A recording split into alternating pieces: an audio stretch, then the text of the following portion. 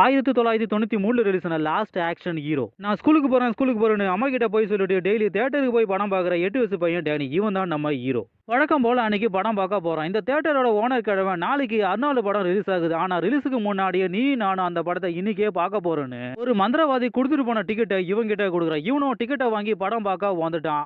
Arnold மாசா இறங்கி எதிரிகளை தும்சம் பண்ணிக்கிட்டு இருக்காரு. இவன் விசில் அடிச்சு என்ஜாய் பண்ணிக்கிட்டு இருக்கான். திடீர்னு இவன் வச்சிருந்த டிக்கெட் ஜொலிக்குது. எதிரிகள் அர்னால்டு மேல போட்ட வெடிகுண்டு ஸ்கிரீனை கீழ்ச்சிக்கிட்டு இவன் பக்கத்துல வந்து விழுந்து வெடிக்குது. திடீர்னு கண்ணை திறந்து பார்த்தா இவன் படத்துக்குள்ள இருக்கான். இவனுக்கு ஒண்ணுமே புரியல. அர்னால்டுக்கு சுத்தமா புரியல. கடைசி வரைக்கும் இவங்க 2 பேரும் ஒன்னா டிராவல் பண்றாங்க. இதுதான் படத்தோட கதை.